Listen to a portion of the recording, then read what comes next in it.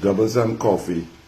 Yesterday, while sitting in the Senate, waiting to debate the Children's Life Fund Amendment Act, I got news that one of the passengers in the car that ran into the back of me on the Beetham at 5:23 a.m. on Saturday, that the young man that I told you all seemed to be writhing in pain as he was not secure in the back seat and he was as fast asleep, did not know what was taking place. As the red car came at me, and all I could do is look in the rearview mirror and wait for the impact. I tried to describe the impact for y'all. I don't know if I was able to, but it was a scary situation, and the impact was so tremendous. I had on full seat belt, lap belt, and chest. I braced on the steering wheel. But as I said, the Ford Everest is built tough. However, I've heard news that the young man who was writhing in pain when the ambulance reached and screaming out, that he succumbed to his injuries and he passed away. Yet do you know, since yesterday at about lunchtime till now, trying to find out the name of the young man. But all they're interested in is, Minister was in an accident. Yes, it was an accident. As I told you all the story, was sideswiped, broadside, went into the median, struggled to gain control of the car, and came to a stop. After being in shock and looking up in my rearview mirror, I saw a car hurtling towards me. It looked like the driver did not know what was taking place. Because at that time at Beetham, there would have been 3 cars stopped in 4 lanes. A white wing road that was driving slowly and later found out had a flat tire.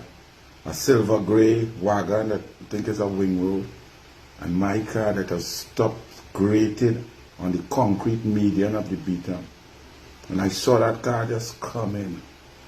And the kind of fear that goes through your mind at that time, not knowing what's going to happen, where that car is going to end up, whether your car could take the hit, whether the car is going to hit and go up, hit and go to the left, hit and go to the right, what's going to happen to the people in that car, to the people on the left? Is it going to jump the median and go over into head-on, into oncoming traffic? It's for a fleeting moment. Fear grips you. And then the ambulance and police were on the scene very quickly, so they did as good a job as they could. But to hear that individual, well, they had to cut him out of the back and so on, move the doors. But to hear the pain, he went to the hospital, and we all prayed for him and for everybody to be okay. But unfortunately, he passed away. That's not something easy, you know. That's not something nice, to know that a young life was just lost. Probably after having a great time, having a great day, ready going home to relax and then go to work. And now his life is over because of an accident on the road. What I have taken from this is that I have been lapsing, because I realized for the last 7 or 8 months, as my daughter has gotten bigger, my youngest child, I have not been telling her every morning when I pick her up for school or take her to tennis or lessons in the afternoon or drop her home or take her to the mall. I have been forgetting to tell her in the back seat to put on her seatbelt. That is irresponsible. Because had my daughter been in that car, because I was heading to national team swimming, so she was sleeping soundly with her mother. I was heading to the aquatic center in Cuba. It was 5:23 a.m. Every Saturday I reached the aquatic center for 5:43, 5:44, a.m. for practice to start at 6 a.m. Had my precious daughter been in the back of that car, unrestrained, without a seatbelt on in the back seat, Lord only knows what would have happened to her 82-pound little frame.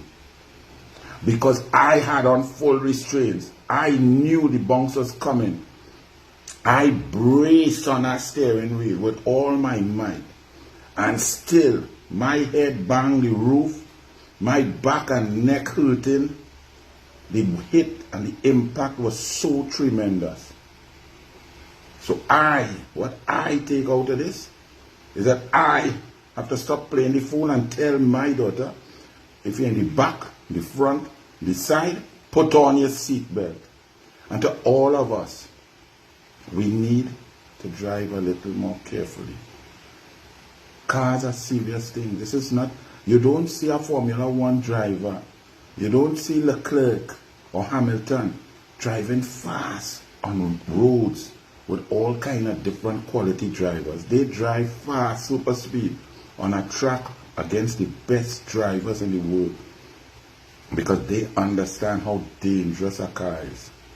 So if anything can be taken from this accident, I want all of us to drive a little bit more safely, to take care. And to the family and friends of the young man who lost his life in the accident, I say condolences. I cannot even understand or fathom your pain of losing a loved one. May God bless you all. You all stay safe and stay strong.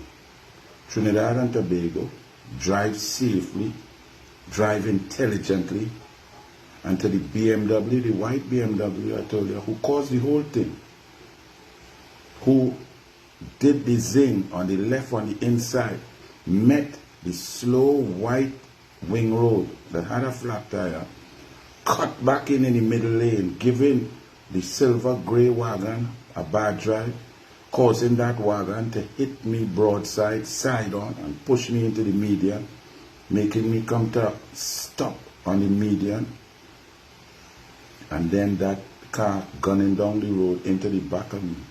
To the white BMW, you know who you are, telling you. You may never be caught, that's not the issue, but you're driving, and I heard even reports of you're heading down south, because at 6:43 you were heading down south and giving people bad drive also. Yes, Douglas politics, we get information all the time. So you know who you are. Someone is dead. Condolences to his family and his friends and his loved ones. And to all of Trinidad and Tobago, let us take care of one another and drive a little bit more carefully. Put on your seatbelts. And to me, I'm going to pick up my daughter right now. And the first thing I tell her after I say good morning, sweetheart, is put on your seatbelt. God bless. Be safe.